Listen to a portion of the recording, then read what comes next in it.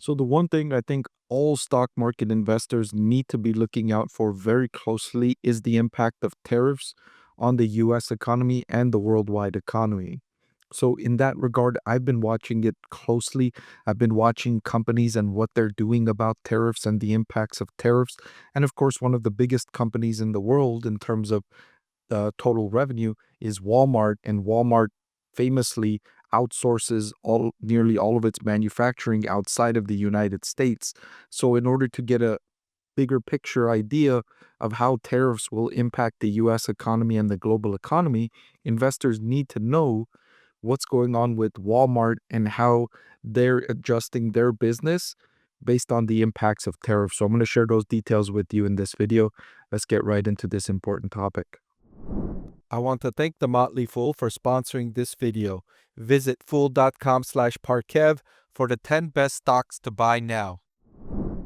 So, in their most recent quarterly earnings call with Wall Street analyst, Walmart talked about the topic of tariffs in several cases, and I'm going to share those with you here. First of all, regarding their inventory, they are set up nicely. They built up their inventory, which is up 3.8% globally and up 2.2% in the US.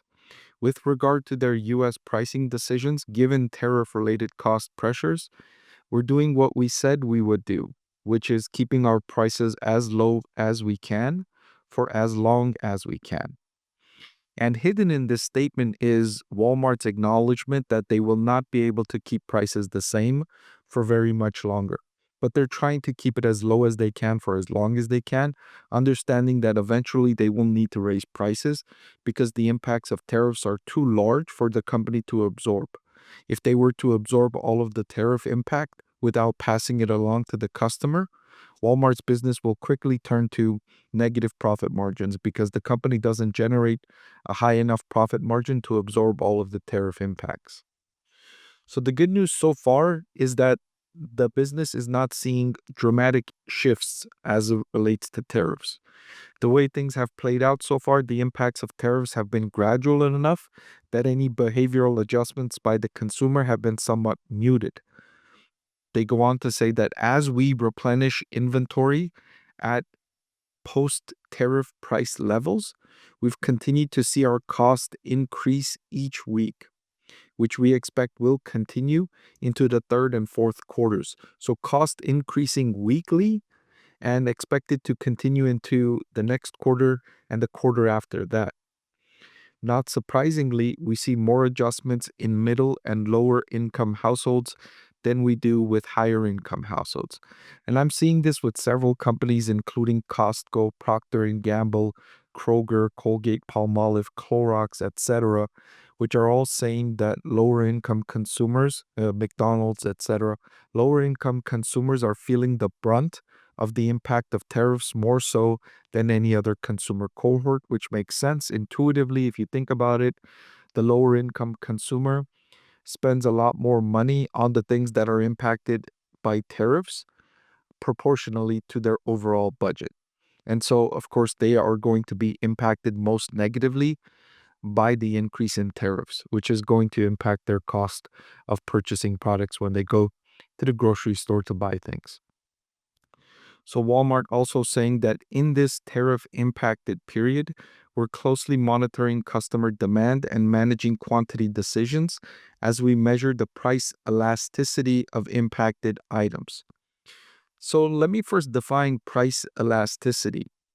What that means, and I teach this in my introductory economics class at university when I teach economics, it measures the percentage change in demand as a result of the percentage change in price. So, for instance, if Walmart increases the price of a 2-liter bottle of soda by 5%, what will the percentage impact be to demand?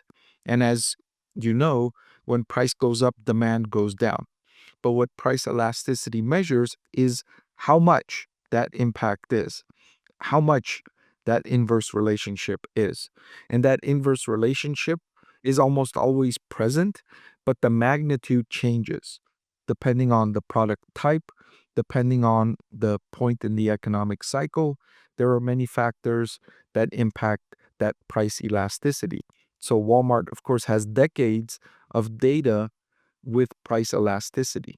And so they have some data to go off of, but every inflationary period is different in the sources of inflation. Cost push inflation is different from demand pull inflation.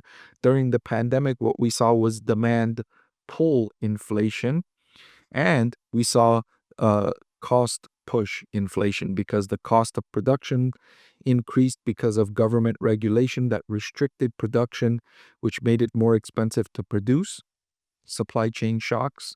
And then we also saw demand pull because the governments worldwide sent out stimulus money in almost every region, especially in the United States. So Walmart is measuring that impact so that they can understand how much fewer units to order, because they understand that consumers are going to purchase fewer things because prices are going to be higher. What they don't know exactly is how much fewer things consumers will purchase. So they're closely monitoring customer demand and managing quantity decisions as they measure the price elasticity of impacted items. So undoubtedly, Walmart is speaking to its suppliers and telling them, look, we're going to want more this year than we did last year of almost every single item. We're going to order fewer units because the cost of each one of those units is going to be higher for us to import. And so we're going to order fewer units because we know we're going to have to raise the price. And we know when we raise the price, people are going to buy fewer of these things. But what they don't know precisely just yet is how much fewer to order. And I think Walmart is going to err on the side of caution and order fewer units than they otherwise might. They'd rather make the mistake of ordering too few units rather than ordering too many units. That's what my estimate is, because they don't want to get stuck with too much inventory that they will then need to discount in order to get rid of, which will hurt their profit margins even more during the time when their profit margins are already getting significantly impacted by tariffs. By the way, this document I'm reading from is Walmart's latest earnings call with Wall Street Analyst, and I made this document available for my channel members, and you can join for less than $5 a month. This is only one of the benefits you get for joining our channel. There are many, many benefits, and I'm almost ready to announce a brand new membership benefit that I think you're all going to love. So check out that link in the description for all the membership benefits you get already, and then stay tuned for that new membership benefit that's coming soon. Hey everyone, I'm excited to announce that my book is finally available for sale. I've been working on it for more than a year now, so I'm really excited to finally share this with you now. It goes through my framework for evaluating stocks. Some of you often ask why I like this stock or why I like the other stock, and this framework provides you the things that I look at when I'm evaluating stocks. I've added the link in the description below.